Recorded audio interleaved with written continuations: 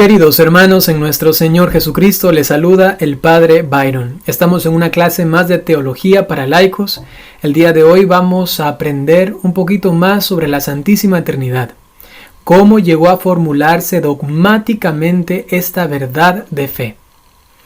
Para ello, puesto que es muy interesante y que necesitamos de no solamente palabras de estudio, sino que necesitamos la gracia de Dios, su bendición. Y para ello vamos a invocar a la Santísima Trinidad, vamos a pedir a nuestra Madre Santísima, la Virgen María, que nos acompañe, que interceda por nosotros para poder no solamente aprender, sino que esto llegue a nuestro corazón, que amemos también la historia de la Iglesia, que amemos la Iglesia misma, que ha sido inspirada por el Espíritu Santo, y así ha llegado a determinar estas verdades eternas, hermosas, que nos ayudan a conocer mucho más a nuestro Dios. En el nombre del Padre, y del Hijo, y del Espíritu Santo. El Señor esté con ustedes. Vamos a pedir la intercesión de nuestra Madre Santísima con una Ave María, que ella interceda por nosotros para que la luz de Dios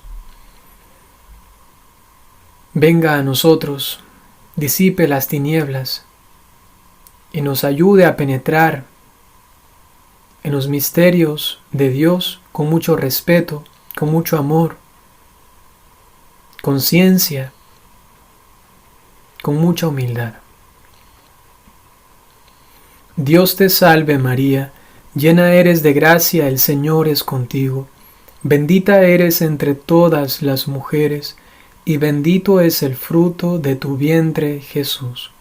Santa María, Madre de Dios, ruega por nosotros pecadores, ahora y en la hora de nuestra muerte. Amén. En el nombre del Padre, y del Hijo, y del Espíritu Santo. Muy bien, vamos a comenzar. Antes, por si hay alguna duda, sería bueno aclarar qué significa un dogma, brevemente, ¿no? Porque estamos justamente ahora viendo la formulación dogmática. Un dogma es una verdad de fe determinada por la Iglesia gracias a el auxilio del Espíritu Santo. Y como es una verdad de fe y ha sido inspirada por Dios mismo, entonces esta no va a cambiar nunca. Es estable. Y eso que se ha dicho, así es. Si un fiel católico deja de creer en ella o comienza a dudar de ella, está entrando en una situación que pone en riesgo su comunión con la Iglesia. De allí ya vienen aquellos que se llaman herejes, es decir, que están por ahí cambiando alguna verdad de fe o que la entienden mal y la explican mal, o también luego los cismáticos, ¿no? Eso quiere decir que dicen ya, eso que dice la Iglesia está mal y entonces se crean otra, entre comillas, iglesia, ¿no? Entonces sabemos que se ha llegado a formular como una verdad ya estable y eterna esta verdad de fe de la Santísima Trinidad. Tres personas distintas, un solo Dios verdadero. Descubramos ahora este proceso, porque no pudo haber sido de la noche a la mañana. Si sabemos que en la historia de la Iglesia había muchos que dudaban de la divinidad de Jesucristo, luego también la divinidad del Espíritu Santo, luego de la persona, ¿no? ¿Quién es la persona del Hijo? Es la misma persona que el Padre, y entonces habían allí algunas discusiones. Gracias a Dios, el depósito de la fe siempre fue estable. Eso estaba claro. Desde el principio ya se conocía que Dios era tres personas distintas, un solo Dios verdadero, pero en el seno de la Iglesia y también alrededor de la Iglesia, según las filosofías y según las concepciones, se comenzaba a poner en algunos momentos en duda esas verdades, y por ello tuvo que haber todo un desarrollo para formular esa verdad de una forma dogmática, clara, precisa, ¿no? Eso quiere decir que la Iglesia siempre creyó en la Santísima Trinidad, pero que en su historia, en esta intención muchas veces no malintencionada, de penetrar en el misterio de Dios, hubo a quienes lamentablemente comenzaron a decir herejías, ¿no? Y entonces decían que Dios era así, así, así. Eso es lo que vamos a ver. Y en un momento de la historia de la iglesia, esta iglesia dijo, bueno, para que ya no hayan más dudas, porque han habido tantas personas que dicen esto o aquello, entonces formulemos dogmáticamente para que todos estén obligados a creer en esta verdad. Y entonces ahí se determina el dogma de la Santísima Trinidad. Veamos cómo se ha desarrollado esto.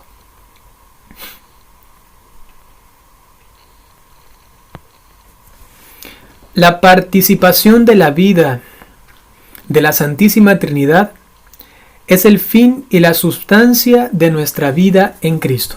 Es decir, que si somos cristianos es porque queremos participar de la vida misma de la Santísima Trinidad, de alguna manera, de alguna forma.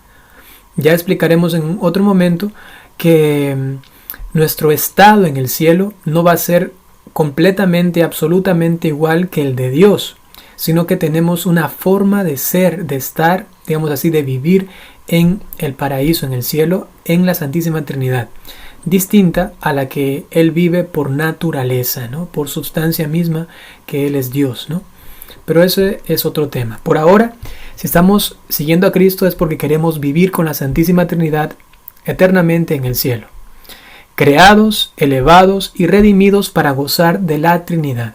Cristo nos ha ganado este premio, que realmente no es un premio porque nosotros hayamos hecho algo, sino que es más bien un regalo. Premio de alguna manera porque Jesucristo hizo todo lo necesario para conseguirlo. Y ese premio obtenido por Él fue un regalo para nosotros. Grandes esfuerzos de los cristianos para entender racionalmente y expresar en lenguaje humano el misterio de la Trinidad. En todo sobre todo primeros siglos de la etapa de la historia de la Iglesia, esto fue una grande y ardua tarea, ¿no? de decir, tenemos que de alguna manera explicar al pueblo cristiano cómo es este Dios, cómo se ha revelado, y hay que hacerlo precisamente sin andar con ambigüedades o con ciertas expresiones que puedan dar a malas interpretaciones, ¿no? Ante los errores anunciados por algunos, como les decía antes, el magisterio, asistido por el Espíritu Santo, formuló progresivamente la doctrina de la fe. Se trata de explicar racionalmente la verdad revelada de que hay tres personas distintas en una sola naturaleza divina. Recordemos esto, eso es muy importante, es una verdad inspirada por el Espíritu Santo. Porque nosotros solitos, difícil que lleguemos a verdades absolutas, pero con el Espíritu Santo, allí sí, Dios nos comunica estas verdades de fe. La Didache, que es un documento muy antiguo, de escritos sobre todo referentes a Cristo en todo este tiempo de los apóstoles, por eso está escrito en el año 70, más o menos un poquito antes, nos dice lo siguiente: después de haber enseñado todo lo que precede, bautizad en el nombre del Padre y del Hijo y del Espíritu Santo. Ya en Didache, en el año 70, se tenía claro que para bautizar había que hacerlo en el nombre de estas tres personas. Y ojo a esto, se dice y. ¿Qué quiere decir eso? En el nombre singular, en el nombre. Normalmente si voy a nombrar después a más personas tendría que decir en los nombres. Pero aquí se dice en el nombre. Ya vamos a explicar por qué, en singular. Luego del Padre y del Hijo y del Espíritu Santo. Normalmente en la gramática, si hay tres elementos, personas o cosas, uno para enunciarlos, uno utiliza la coma. Y al final, ya en el último, antes del último, se pone la i. Pero aquí hay algo interesante. No se pone en el nombre del Padre, coma, del Hijo y del Espíritu Santo, sino que se pone y dos veces. Esto gramaticalmente, digamos, es incorrecto, pero teológicamente es correcto. ¿Por qué? Se dice en el nombre porque hay un singular, se está refiriendo a un solo Dios. Y luego del Padre y del Hijo y del Espíritu Santo, porque esas tres personas que luego se mencionan, que son un solo Dios, no tienen niveles. No es que uno es primero y otro es segundo, sino que se dice y porque son en categoría, digamos así, iguales. No es que alguien es más que el otro, ¿sí? Y entonces se dice en el nombre del Padre y del Hijo y del Espíritu Santo. Es algo maravilloso. Quizá cuando nosotros hacemos la señal de la cruz, ni siquiera nos damos cuenta de lo que estamos diciendo. Estamos ya declarando allí que hay un solo Dios, tres personas distintas. ¡Qué bonito! ¡Qué bonito! San Clemente Romano en su carta a los Corintios nos dice lo siguiente. Eso es antes del año 96. Vive Dios y vive el Señor Jesucristo y el Espíritu Santo. Fe y esperanza de los elegidos. Igualmente aquí, la I, siempre ellos mencionados como iguales, ¿no? Pero aquí se hace referencia, ojo a esto, no a las personas, porque sabemos que las personas son distintas, sino que se hace referencia a que son un solo Dios. Eso es realmente maravilloso. Por eso hay que tener cuidado cuando uno a veces dice en el nombre del Padre, del Hijo y del Espíritu Santo. Así no se hace la señal de la cruz. Se dice en el nombre del Padre y del Hijo y del Espíritu Santo. ¿Sí? También en esta carta de San Clemente Romano nos dice lo siguiente. Los apóstoles nos predican el Evangelio de parte del Señor Jesucristo. Jesucristo fue enviado de parte de Dios Padre. Por tanto, los apóstoles, llenos de la certidumbre que les infundió el Espíritu Santo, partieron para dar la alegre noticia de que el reino de Dios estaba para llegar. Ya está claro ahí Jesucristo, Dios Padre y el Espíritu Santo también, ¿no? Recuerden, eso está antes, inclusive de el año 100, ¿no? Es decir, que está cerquita a la misma fe de los apóstoles, ¿no? Esto es, a mí eso aquí realmente me fascina, ¿no? San Ignacio de Antioquía, en el año 107, en la carta a los Efesios, dice: sois piedras del templo del Padre, elevadas a lo alto por máquina, aquí se refiere máquina a un vehículo, ¿no? De Jesucristo, es decir, que Jesucristo ha sido el vehículo por el cual nosotros hemos sido elevados, ¿no? Que es la cruz. En Cristo, en su cruz, nosotros allí podemos llegar al cielo. Y ayudados del Espíritu Santo, que es la cuerda, es como la que nos va jalando hacia el cielo. El Padre está arriba, Jesucristo en su vehículo, que es la cruz, nosotros nos montamos de allí y la cuerda nos lleva hasta el cielo. Así lo decía San Ignacio de Antioquía, ¿no? Es decir, que los tres, Padre, Hijo y Espíritu Santo, son los protagonistas de nuestra salvación. En el martirio de San Policarpo, en el año 156, se nos narra lo siguiente: Señor Dios omnipotente, Padre de tu amado y bendecido Jesucristo, yo te bendigo y te glorifico por medio del sumo sacerdote eterno y celestial Jesucristo, tu Hijo muy amado, por el cual sea dada la gloria a ti junto a Él y al Espíritu Santo. También mencionados los tres, año 156.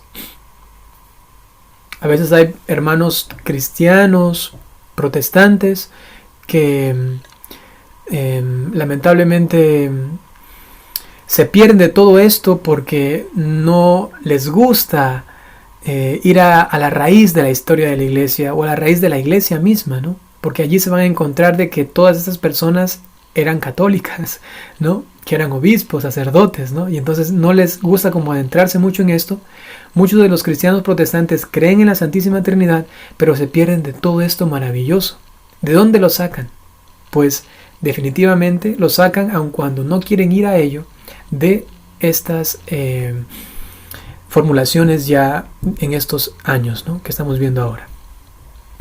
Los cristianos se encontraron en Oriente con numerosos mitos y creencias fantásticas con orientación sincretista, es decir, que bueno, da lo mismo, si es así o acá Dios, yo creo que es de esta manera, otros creen que es así, así, y entonces había muchas formas de concepción o de concebir a Dios, ¿no?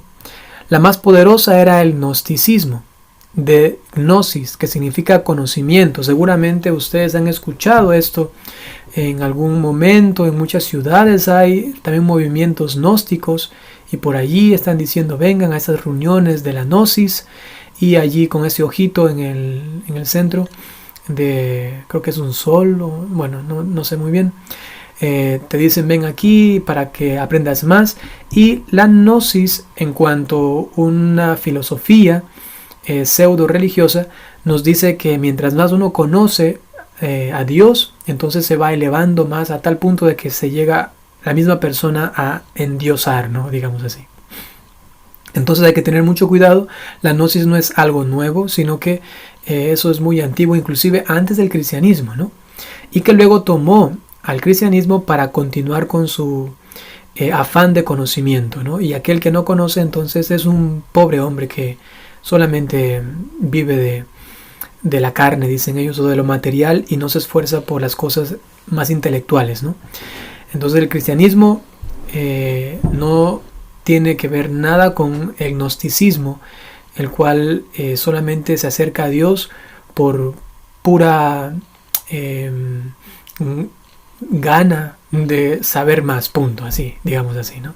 En cambio nosotros nos acercamos a Dios por la persona, por el amor, y es necesario conocer, también amar a este ser, ¿no? Y sabemos que si tenemos limitaciones intelectuales, eso no nos hace menos. En cambio los gnósticos sí. Si no puedes más y más, eres sencillamente, como decía antes, un pobre hombre, ¿no? En los siglos segundo y terceros surgieron diversas teorías gnósticas, amalgamas de ideas persas, es decir, una mezcla ahí de ideas persas, babilónicas, egipcias y bíblicas, con elementos de la filosofía platónica. Imagínense, todo eso mezclado y haciendo conjeturas de Dios. Dios tiene que ser así, así, así. ¿Por qué? Porque ellos se basaban solo en el conocimiento. Mientras más conozco, y entonces más mezclo las cosas y más voy viendo cómo me parece más inteligente la concepción de Dios, entonces así lo voy luego predicando. Nosotros no somos una religión que se basa en conjeturas personales, sino que estamos guiados por el Espíritu Santo y nos basamos en la revelación. Dios se ha revelado y por eso podemos decir algo. Si no se hubiese revelado, no pudiésemos decir prácticamente nada en cuanto a una verdad ya sólida y eterna. Pero lo podemos decir porque el Espíritu Santo nos lo ha inspirado. Características del gnosticismo. Eso es importante. Primero, antropocentrismo, que significa que los hombres son chispas de la divinidad arrojadas al mundo material y por la gnosis podrán volver a su estado inicial. Eso quiere decir que de alguna manera hemos salido de Dios, somos como chispitas y mientras más conocemos podemos de nuevo regresar y ser parte de Dios, así en esta especie de lumbrera que solamente se enciende por el conocimiento. Eso dicen ellos, ¿no? Entonces, si quieres regresar, tienes que conocer más. Mientras más conoces, vas a llegar a Dios. Pero también hablan del dualismo, segundo punto. Dualismo entre espíritu y materia, entre bien y mal, luz y tinieblas.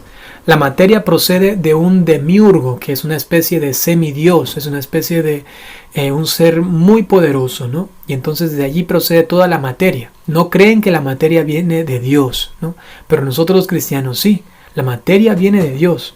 Y justamente Jesucristo ha tomado la materia, la ha bendecido completamente, ya desde la creación y luego lo ha constatado con su encarnación, ¿no?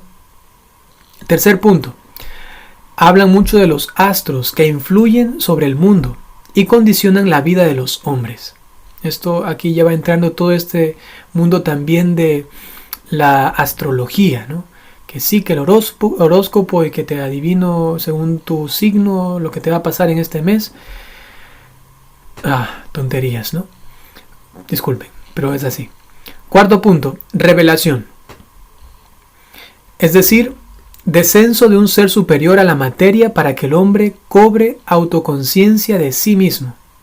Hablan de una revelación, pero este hombre que ha venido, tienen ellos muchas concepciones de él, ¿no? Entonces no se puede determinar realmente que es un dios o algo así, ¿no? Entonces sí habla de una revelación, pero está muy alejada de la concepción cristiana, ¿no? Quinto punto, salvación. Dicen que es una autoliberación de la prisión corporal por la gnosis, es decir, por el conocimiento. Mientras más sé, puedo salvarme. Y no hay un sentido realmente moral, sino de conocimiento. Mientras más sabes, eso te va a salvar. No mientras más bueno, más santo seas. No mientras quieras cumplir, digamos, la voluntad de Dios, sino mientras más conozcas, punto. Mientras más sabes, te va a salvar. Y así no es. Visión pesimista del mundo. Esta materia, todo lo material es malo. Como son dualistas, entonces lo malo es todo lo material y lo bueno solamente es lo espiritual. Inclusive cuestiones de el matrimonio y todo esto, ellos lo desprecian, ¿no? Actualmente es distinto, pero en ese tiempo era así. Séptimo punto, el alma. Es como caída del cielo y aprisionada por el cuerpo material. De allí también se llega a decir que el alma está como encarcelada por el cuerpo, o que el cuerpo es la cárcel del alma, ¿no? Hemos escuchado que también San Agustín alguna vez dijo esta frase, sin embargo él la entendía bien. En cambio los gnósticos desprecian el cuerpo completamente, San Agustín no. Padres apologistas nos dicen que frente a esas situaciones de herejías, de poner en duda la fe que ya se vivía en la iglesia, hay que defender la verdad, ¿no? Por eso tienen ese nombre, apologistas, ¿no?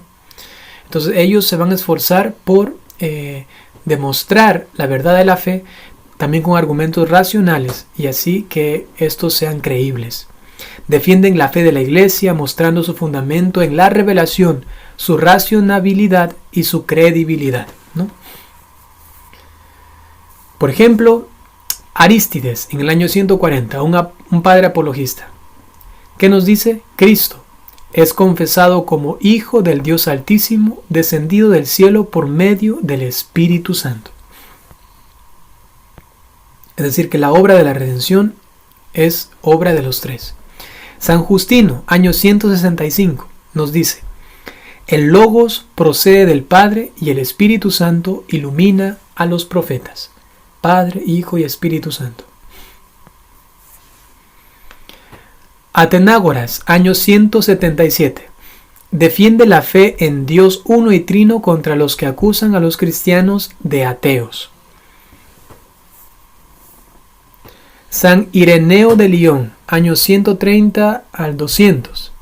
Distingue claramente entre el Padre, el Hijo y el Espíritu Santo, ¿no? Leer cada uno de esos documentos es una maravilla. Lamentablemente no podemos hacerlo en este video porque es muy pequeño. Sin embargo, ustedes pueden buscar en internet. Existen estos documentos y estos escritos de los padres apologistas, ¿no? Luego también hay algunas escuelas con las cuales se defendió la verdad de la fe. Entre ellas destaca la escuela de Alejandría, junto con sus también destacados apologetas Clemente y Orígenes. Clemente de Alejandría, año 211-215, defiende la unicidad de Dios frente al politeísmo pagano. ¿Qué es el politeísmo? Creer que hay muchos dioses. Clemente de Alejandría dice: no, solamente hay un solo Dios. Qué maravilloso sería poder leer esos escritos donde se demuestra tan hermosa y racionalmente estas verdades, ¿no? Orígenes, en el año 185-155, considera la Trinidad en el marco de la economía de la salvación. El Padre es el creador, el Logo es el mediador, el Espíritu Santo está presente donde quiera que hay santidad. Ya se decía esto, miren, en el siglo II. Lo que ahora nosotros tanto profesamos, el Padre el Creador, el Hijo el Redentor y el Espíritu Santo el Santificador. Esto ya viene desde hace muchísimos años, inclusive siglos, ¿no? Orígenes subraya la divinidad del Espíritu Santo. Así afirma: el Espíritu Santo está eternamente con el Padre y el Hijo, y como el Padre y el Hijo existe siempre, existió y existirá. Año 185-255 ya se hablaba esto como una defensa frente a los que dudaban de la divinidad del Espíritu Santo, ¿no? Tertuliano, bajo el vocablo monarquianismo, agrupa a los que al defender la unidad de Dios caen en el error de admitir en Dios una sola persona, un solo monarca. El monarquianismo presenta dos caminos: el adopcionismo o el camino adopcionista y el modalista o el modalismo, ¿no? Entonces, para entender mejor, Tertuliano habla ya de una herejía, la cual tiene este nombre que procede de monarca, es decir, que hay solamente uno y no, como cree la Iglesia, tres personas distintas. Entonces él utiliza este vocablo, monarquianismo, y allí este monarquianismo está dividido en dos, porque tiene solamente dos salidas. Si es un monarca, es una sola persona, entonces Jesucristo es una adopción de Dios.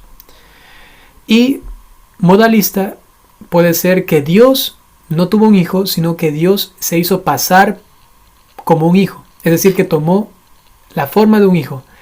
Se puso en el modo hijo, digamos así. Es padre, pero se puso en el modo hijo, por eso se llama modalista, ¿no? Entonces vamos a analizar brevemente para entenderlo mejor. Monarquianismo, el título general de esta herejía, la cual está dividida en dos, o mejor dicho, solamente tiene dos formas de comprenderse. La primera, monarquianismo adopcionista. Cristo sería un hombre que recibió la dignidad divina al descender sobre él el Espíritu de Dios. Es hijo de Dios por adopción.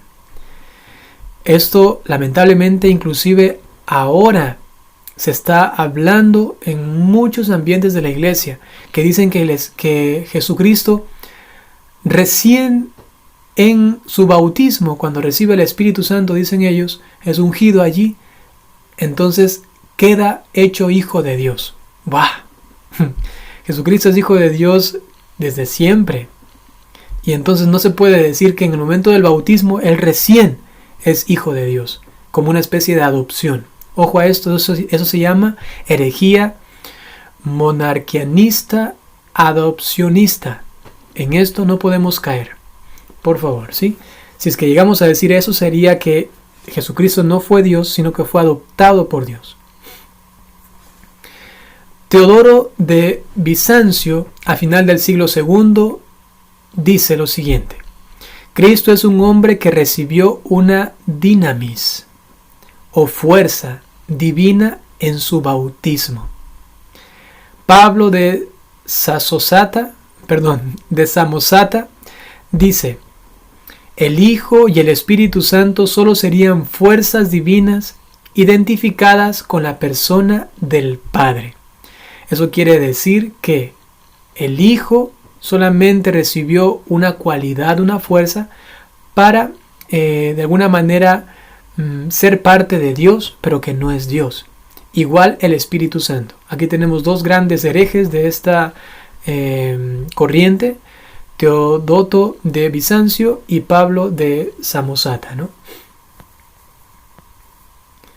Ahora el monarquianismo modalista, definido por Noeto, Práxeas y Sabelio. Eso está entre el segundo siglo y tercer siglo, ¿no? Padre, Hijo y Espíritu Santo serían unos modos de manifestarse en la historia de la salvación, el Dios unipersonal. Dicen que solamente es un solo Dios y se manifiesta de diferentes modos. También algunas veces he escuchado que se concibe así a Dios, que Dios es uno y que cuando estaba aquí era solamente una forma, un modo de Dios haciéndose pasar por Hijo. Luego toma el modo de Padre, luego toma el modo de Espíritu Santo, pero es el mismo, ¿no? No, son tres personas distintas, ¿no?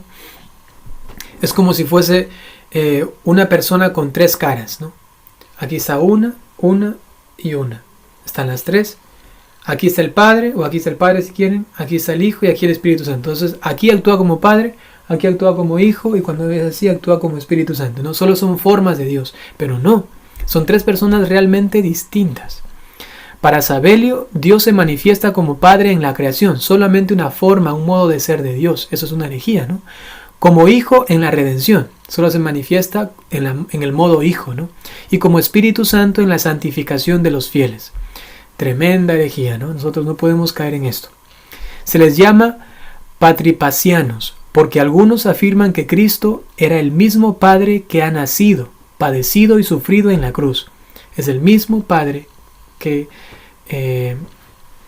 ha caminado entre nosotros, Jesucristo, ¿no? Eso es una herejía. Son dos personas distintas. El Papa Seferino, entre los años 198 y 217, rechazó el patripacianismo. Y el Papa San Dionisio, a mediados del siglo III, condenó a Sabelio.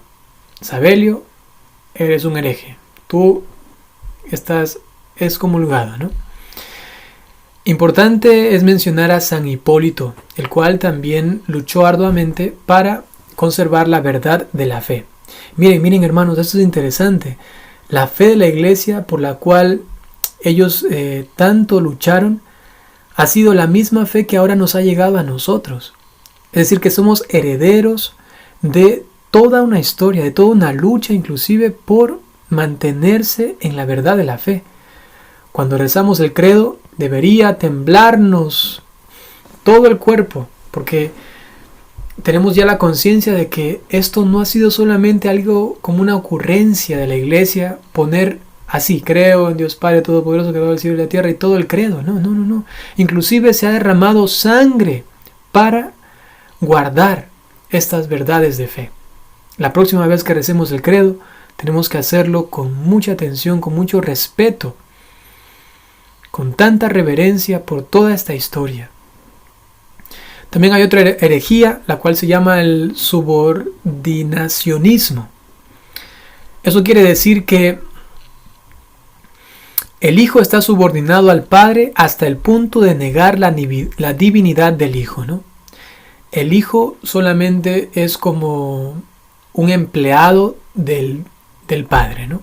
Realmente no es Dios, sino que sencillamente tiene algo como Dios, es una especie de demiurgo, quiere decir que es un semidios, pero no es Dios, y por eso está subordinado de esa manera al Padre. Ahora, si bien el subordinacionismo es una herejía, sí existe una subordinación en la persona del Hijo. Pero ojo a esto, voy a explicarlo bien porque puede también entenderse mal. El Hijo tiene dos naturalezas, humana y divina. En cuanto a su naturaleza humana, esta tiene que subordinarse a la naturaleza o a la voluntad divina. Eso es importante distinguir, porque el Catecismo de la Iglesia Católica nos habla de la subordinación de la voluntad del Hijo a de la voluntad humana. Eso hay que decirlo precisamente, ¿no? La voluntad humana del Hijo a la voluntad divina, ¿no? Es decir, que Jesucristo, como fue hombre verdadero, tuvo que también someter su voluntad a la voluntad de su persona divina, ¿no? Esto es algo tan maravilloso y a la vez difícil de entender, ¿no? Su voluntad humana tuvo que someterse a su voluntad divina, ¿no? Eso es entonces también una subordinación de la voluntad humana de Jesucristo, ¿no? Esto no es subordinacionismo, aun cuando por allí algunos andan diciendo que sí, pero no es subordinacionismo. Sí se puede hablar de la subordinación de la voluntad humana del Hijo a su voluntad divina, que es lo que nos toca hacer a todos nosotros como seres humanos. Ay, no quiero hacer esto, pero es que esa no es la voluntad de Dios. Es decir, tengo que hacer lo que Dios me pide. Lo mismo tuvo que experimentar Jesucristo. Y por eso llega a decir, si es posible, aparta de mí este cáliz, pero que no se haga mi voluntad, sino la tuya. ¿Qué quiere decir? mi voluntad se subordina a la tuya. Eso no es subordinacionismo. Subordinacionismo es cuando se declara que el Hijo está en un nivel inferior que el Padre. Eso es distinto. Ahí estamos hablando ya de la persona. Yo me estoy refiriendo, y el Catecismo de la Iglesia Católica se refiere a la voluntad humana, a su naturaleza humana del Hijo, ¿no? Entonces, ahí no es subordinacionismo, sino que es una real y sana subordinación de la voluntad humana del Hijo a su voluntad divina. Distinguir entonces la subordinación real de la subordinación en los modos de expresarse, como por ejemplo en Orígenes, él lo distingue bien. La primera es la herejía de Arrio, por ejemplo, cuando se habla de estas concepciones del Hijo. En consecuencia, hubo quienes malentendieron, y entre ellos está este amiguito nuestro, que esperemos que esté en el cielo. Al final de su vida se quiso convertir, ya había declarado que al día siguiente se iba a convertir, pero murió un día antes, ¿no? Sin embargo, ya tenía la decisión tomada, seguramente estará en el cielo, ¿no? Esperemos así en Dios. Arrio niega la generación eterna en Dios, es decir, que no hay lo que nosotros llamamos en el credo la procedencia del Hijo que se da por generación, es decir, que no fue creado, sino que fue engendrado. Él niega esto porque aplica el concepto de generación material. Él habla en términos materiales, lamentablemente, pero Dios no es materia. Y entonces dice, si Dios se engendrase, habría dos dioses, ¿no? Y muchos de nosotros también podemos llegar a malentender esto. Cuando decimos que Jesucristo ha sido engendrado en la eternidad, llegamos a decir entonces hay dos dioses. Pero no, es que la engendración se da de manera espiritual, puramente espiritual, no material como nosotros. La materia siempre es, digamos, la causa y luego viene el efecto, ¿no? En Dios no es así, no es que Dios es la causa del Padre que el Padre es la causa del Hijo y el Hijo es un efecto del Padre, no. Es una relación espiritual eterna entre los dos, la cual se determina con el nombre de generación o de engendración en cuanto que el Hijo procede del Padre, ¿no? Subordinacionismo radical es lo que profesa lamentablemente Arrio. El Hijo es una criatura hecha en el tiempo, llega a decir, ¿no? Esto es también una herejía.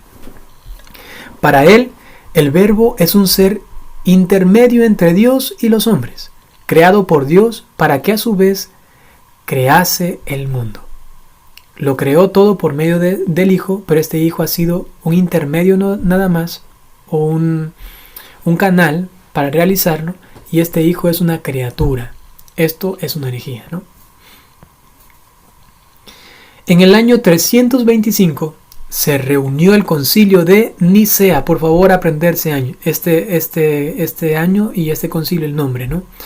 325 concilio de Nicea, en presencia del emperador Constantino, con más de 300 obispos católicos. Los padres de Nicea incorporan a la explicación de la fe un término que no es bíblico, aunque sí la realidad que designa. Eso es importante, lo explico, ¿ya? Entonces,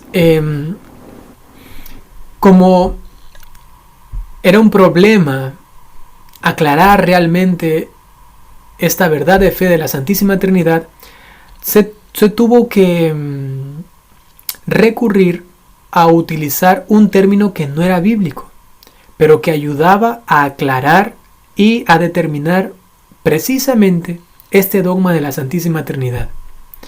Y ese término es el homoousios.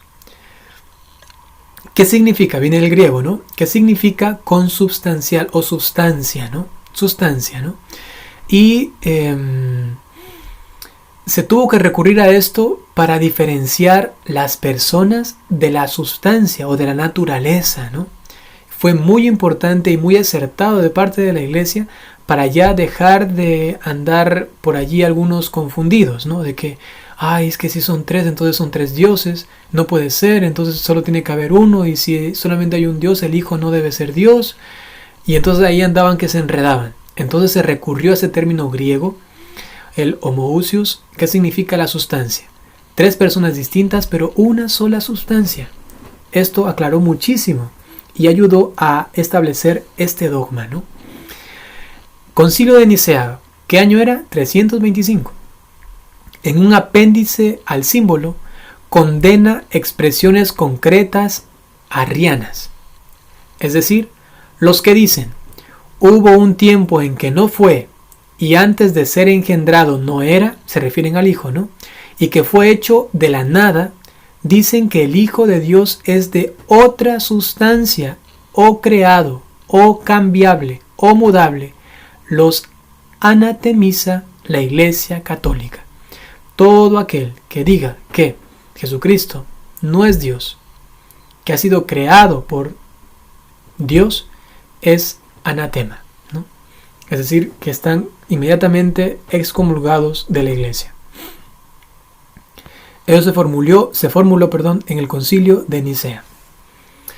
No todos los obispos fueron fieles a Nicea y buscaron fórmulas de compromiso entre Nicea y Arrio. Es decir, bueno, ya que la Iglesia Católica ha dicho que es así, la Santísima Trinidad, tres personas distintas, un solo Dios verdadero, pero también estamos un poco influenciados por Arrio y todo su pensamiento, el cual dice que el Hijo ha sido creado, pero es como un Dios, pero no es Dios. Entonces vamos a fusionar esto, ¿no? Y se dio lo que se conoce como el semi-arrianismo, o son estos los semi-arrianos, que afirmaban que el verbo era semejante, de sustancia semejante, y no homoousios del Padre. Es decir, que es solamente semejante, pero no es consubstancial al Padre, que no tiene la misma naturaleza, pero semejante, decían ellos, ¿no? Esto no está bien y también es una herejía. Dios es espíritu y la generación divina es de naturaleza espiritual. Arrio creía que era material, ¿no? No se puede aplicar a Dios la generación material como lo hace Arrio. Y entonces allí entra sobre todo este primero que vamos a mencionar, pero también los siguientes que defendieron esta verdad y la explicaron de una forma maravillosa. Contra el arrianismo, San Atanasio de Alejandría, año 373. Y también los padres capadocios, San Basilio en el año 379, San Gregorio de Nacianzo en el año 390 y San Gregorio de Niza en el año 396, quienes perfilan los conceptos de sustancia y persona. Ousia, que es la sustancia, y si se habla de homoousios, es la consubstancialidad, y la persona, que es la hipóstasis. Por eso es que seguramente ustedes han escuchado hablar de la unión hipostática. ¿Qué quiere decir esto? Que en Jesucristo hay dos ousías, es decir, que hay dos sustancias, dos naturalezas, pero es solamente una persona. Es la unión hipostática, la unión de dos naturalezas en una sola hipóstasis, en una sola persona. Por eso llegamos a decir que el Hijo es una sola persona con dos naturalezas, la humana y la divina. Esto nos ayuda a esclarecer muchísimo no solamente la Santísima Trinidad, sino también la persona del Hijo. Un grupo enemigo de Arrio, dirigido por Macedonio en el año 362, obispo de Constantinopla, niega la divinidad del Espíritu Santo, por no ser engendrado como el Hijo. Esos son los llamados neumatómacos. Es decir, dicen, bueno, ya, listo, el Padre es Dios, el Hijo es Dios, pero como el Espíritu Santo no es engendrado del Padre, entonces no es Dios. Y entramos en otro problema. Antes se creía que el Padre era Dios, pero que no era el Hijo Dios. Ahora se cree que el Padre es Dios, que el Hijo es Dios, pero que el Espíritu Santo no es Dios. ¿Cómo solucionamos esto? Pues la Iglesia lo tuvo que batallar, digamos así, en cuanto a la profesión de la fe explicada y aclarada en los fieles, ¿no? y entre ellos tenemos a San Basilio, el cual es el primero que escribe un tratado sobre el Espíritu Santo en el año 375. Argumenta, por ejemplo, que si el Espíritu Santo no fuese Dios, no podría hacernos partícipes de la vida divina. Ya San Pablo lo decía, que solamente el Espíritu Santo penetra a Dios mismo y en Dios, y solamente el Espíritu Santo penetra en nosotros mismos, y entonces es capaz de conocer a Dios mismo, porque Él es Dios, y también a nosotros, porque tiene esta capacidad por ser Dios, ¿no? Entonces San Basilio ya escribe sobre esto, y luego, en el Concilio de Constantinopla I, año 381, se define la divinidad del Espíritu Santo y se contempla el símbolo de Nicea, el que ya habíamos visto antes en este Concilio de Nicea. Ahora se lo toma en cuenta por supuesto, pero además, digamos así, se complementa diciendo que el Espíritu Santo ya es Dios de una forma dogmática, ¿no? Concilio de Nicea, el Hijo es Dios. Concilio de Constantinopla I, el Espíritu Santo es Dios.